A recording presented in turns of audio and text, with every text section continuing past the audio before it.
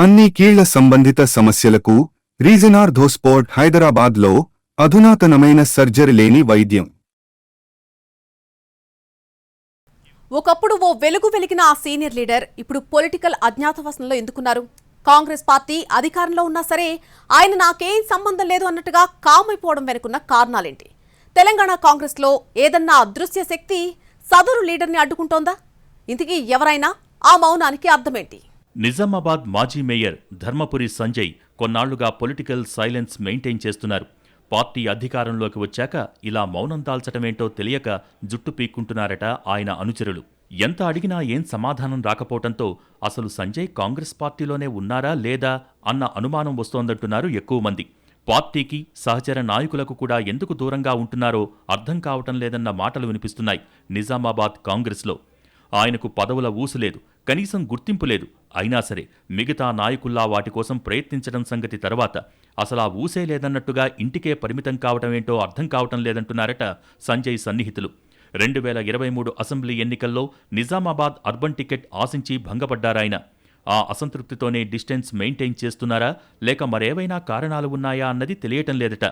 పార్టీలో మాస్ లీడర్గా పేరు తెచ్చుకుని జిల్లా కాంగ్రెస్ పార్టీని తన కనుసన్నల్లో నడిపిన ధర్మపురి సంజయ్ సీటు రాకుంటే మరో పోస్టు కోసం పోరాడాలిగాని ఇలా సైలెంట్ అయిపోతారా? అసలేం జరిగిందని సన్నిహితులు ఆరాధిస్తున్నా అన్ని వైపుల నుంచి నో క్లూస్ అన్నదే సమాధానంగా తెలుస్తోంది. నిజామాబాద్ తొలి మేయర్గా పనిచేసిన సంజయ్ తన పదవీ కాలంలో ఓ ట్రెండ్ సృష్టించారన్న టాక్ ఉంది లోకల్గా. స్థానికంగా పార్టీలోనూ ఆయన చెప్పిందే వేదంలా నడిచిందట. కానీ ఓడలు బండ్లైనట్టు ప్రస్తుతం పరిస్థితి మొత్తం మారిపోయిందని, మాజీ మేయర్కు కాంగ్రెస్ పార్టీలో ప్రస్తుతం గడ్డు పరిస్థితి నడుస్తోందని చెప్పుకుంటున్నారు కార్యకర్తలు. అదే సమయంలో సొంత మనుషులు చేస్తున్న కుట్రల్ని భరించలేక, అలాగని పార్టీని వదల్లేక ఆయన సతమతమవుతున్నారన్నది ఇంకో వెర్షన్. అత్యంత సన్నిహితుల దగ్గర ఇదే విషయం చెప్పుకుని మదనపడుతున్నారన్న ప్రచారం సైతం ఉంది. ఒకప్పుడు నేను ప్రోత్సహించిన వాళ్లే ఇప్పుడు నాకు ఆటంకంగా మారారని బాధపడుతున్నట్టు తెలిసింది. సంజయ్కి ఏదైనా మంచి పదవి దక్కితే అది తమకు ఇబ్బంది అవుతుందన్న కోణంలో కొందరు ఆయనకు పదవులు రాకుండా అడ్డుకుంటున్నారనే చర్చ కూడా ఉందట నిజామాబాద్ కాంగ్రెస్లో. పార్టీ పదవులు ప్రభుత్వ నామినేటెడ్ పోస్టులో ఇవ్వొద్దంటూ ఆయన వ్యతిరేక వర్గీయులు పార్టీ పెద్దల దగ్గర గట్టిగానే లాబియింగ్ చేస్తున్నట్టు గుసగుసలు వినిపిస్తున్నాయి. అసెంబ్లీ ఎన్నికల్లో టికెట్ను అడ్డుకున్న వాళ్లే ఇప్పుడు ఆయన యాక్టివ్ పాలిటిక్స్లోకి రాకుండా మోకాలడ్డుతున్నారన్న ప్రచారం సైతం ఉంది.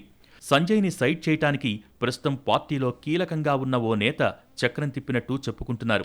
ఆ ముఖ్య నాయకుడే మాజీ మేయర్ని అన్ని విధాలా అడ్డుకుంటున్నారన్న వాదన గట్టిగానే వినిపిస్తోందట నిజామాబాద్లో. ముఖ్యమంత్రి రేవంత్ రెడ్డి వర్గీయునిగా ముద్ర వేయించుకునే ప్రయత్నం చేసినా అది కూడా పూర్తిగా సఫలం కాలేదట. ఈ పరిస్థితుల్లో సంజయ్ రాజకీయ భవితవ్యం ఏంటన్నది అంతుపట్టడం లేదని ఆవేదనగా ఉన్నారట ఆయన సన్నిహితులు. సంజయ్ తండ్రి దివంగత నాయకుడు డిఎస్ మీదున్న గౌరవంతో ముఖ్యమంత్రి ఆయనను దగ్గరకు తీస్తారా లేక అలాగే వదిలేస్తారా అన్నది చూడాలంటున్నారు రాజకీయ పరిశీలకులు.